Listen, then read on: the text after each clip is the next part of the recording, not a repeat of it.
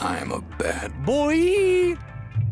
Okay guys, just going to make a new playlist, a new video series. It's going to be about pre and post trip maintenance that you can do. So the theories and basic principles apply to any car. The technical side of it will be specifically about the Mazda BT-50, Ford Ranger, Ford Everest, all those cars that share that same chassis.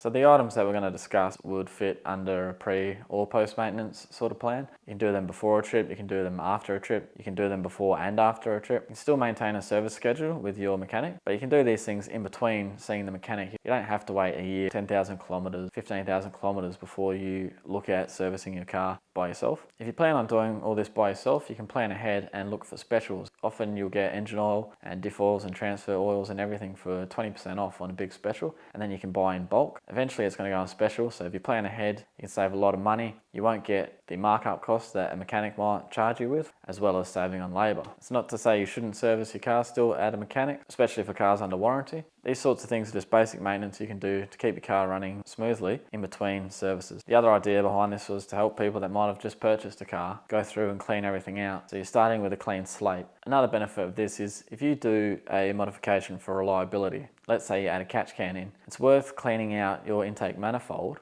after you add the catch can to see what state it was in before, and then you can compare it 100,000 kilometers or 50,000 kilometers down the track to see that the catch can is effective and how effective it is. So for me personally, I want to go through all this stuff. This is a relatively new car. It's approaching 40,000 kilometers. I want to make 40,000 kilometers the clean slate, where I know that all the oils have been changed, I know the brakes have been flushed, I know the coolant has been flushed, and I just know that everything's brand new at that 40,000 kilometer mark at the same time, and then I can service them again at the recommended intervals, or if for some reason I suspect that there is an issue. So post-trip maintenance, pre-trip maintenance, giving your car a once over because you've just purchased it, saving money, plenty of reasons to do this. The other thing is if you start to go through this, you'll understand your car better mechanically, you'll understand where things are and how they fit together, which will help you in the future if you ever need to fix something.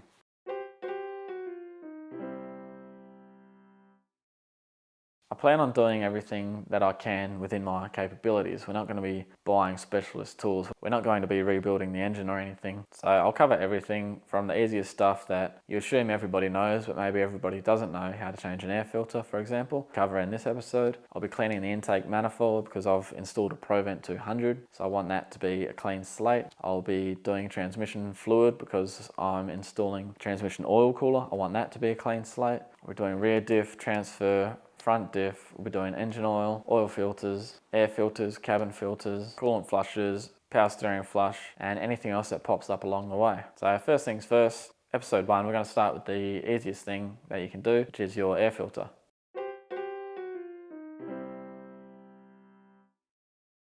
Now I wasn't going to make this because I sort of assumed everyone knows how to do it, but there's a chance someone might not. So we'll just have a look at how we change out an air filter. Now for those that don't know, we're on the front right side of the car. This is your coolant reservoir. This big round circle fitting is your airbox, and your air filter sits inside there. So from factory, the Mazda BT-50 and Ford Ranger, this is your front right headlight. Just under this wheel guard here is where your air intake would be. So it's a good 700-800 mil up off the ground, it's quite high. And if you install a snorkel, then your air intake will come through here, and this goes off to the engine. This clip here is the air intake temperature sensor. This housing here is held on by 3 clips.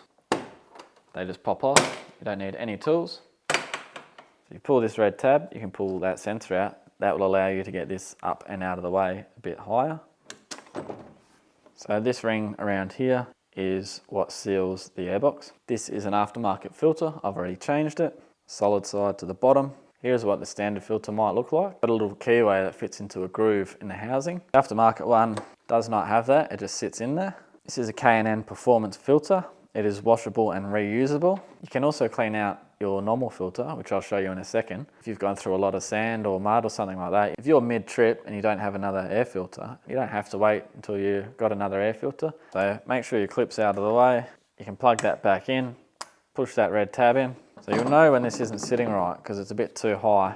When it pushes in, you'll be able to get these 3 clips on relatively easy. They do put a little bit of downward pressure on, and that's it for changing an air filter. If you want to clean an air filter, if it's really dirty, it's as simple as lifting it out and hitting it with something soft, even your hand, just getting all the dirt out as much as you can. If you run an onboard compressor, you might consider just blowing it out with compressed air. Just be careful, watch your eyes, and keep the nozzle away from your hands. Failing that, if you're at home, you could attempt it with a leaf blower. So mid-trip, take it out, smack as much dirt as you can out. If you have an onboard compressor, you can clean it out that way. I'm not going to do this one because I've actually already cleaned it and there was a lot of sand in there before I installed the new one. But that's basically it with air filters.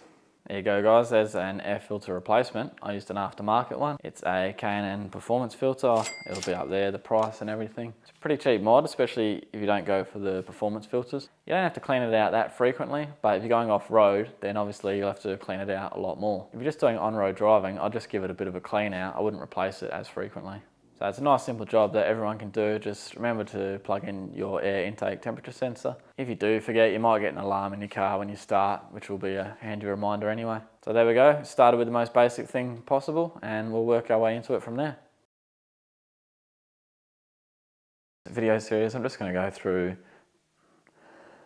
I'll go through you.